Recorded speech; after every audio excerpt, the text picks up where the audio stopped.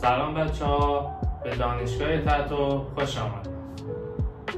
امیدوارم حالتون خوب باشه. تا الان یه اپیزود بچه‌ها پیش رفتیم و الان اپیزود دوم هستیم، بخش رنگ شناسی. در مورد رنگ ها مباحث خیلی زیاد هستش، ولی به زبان ساده و روون به شما آموزش داده میشه تا بتونید خیلی راحت‌تر بدون پیش نیاز به نقاشی یاد بگیرید. یه سری برندها موجود هستش تو بازار ایران که هر مربی ممکنه با اونا کار کنه. اینجوری نیستش که حالا من به شخصه یه برند رو کار کنم و شخص دیگه هم یه مربی دیگه هم همون برند رو کار کنه. ممکنه یه مربی دیگه یه برند مختص خودش رو کار بکنه و تجربیاتی که تو اون برند داره رو واسه هنرجوهاش به اشتراک بذاره. رنگ هایی که امروز من بهتون آموزش میدم تجربه سالیان کار با اونها هستش و اینکه خروجی خوب و هیلد خیلی خوبی در مورد اون گرفتم. میریم روی سیستم تا بهتر اون برندها رو بشناسیم، ببینیم به چه صورت هستش.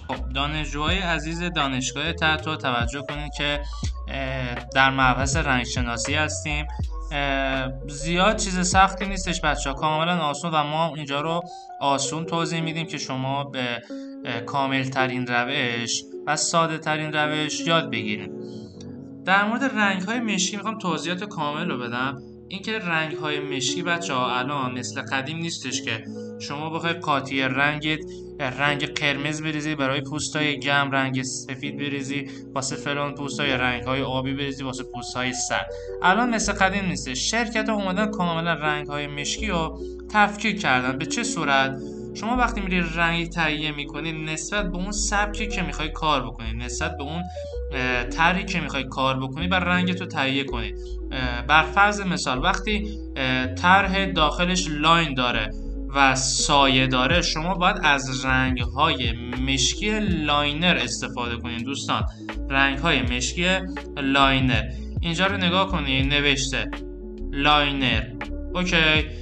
وقتی واسه سبک پر کردنی شما میخوای کار بکنی حتما باید رنگ چی باشه؟ تریپل باشه یا مخصوص پر کردنی باشه. به چه صورت؟ ها تو برندهای مختلف اسمشون هم فرق میکنه. اینجا 3X و اینجا به عنوان تریپل شناخته میشه. فقط خواستم فرق دوتا رنگ رو بهتون بگم که به چه صورت هستش. رنگ های لاینر ریز پیگمنت هستن، رنگ های پر کردنی درشت پیگمنت هستن. پیگمنت یعنی چی؟ پیگمنت یعنی همون رنگدانه. رنگدانه های رنگ های لاینر ریز هستن و مخصوص سایه کاری و مخصوص لاین هستش و پیگمنت ها و رنگدانه های رنگ های پر کردنی درشت هستش. باید درشت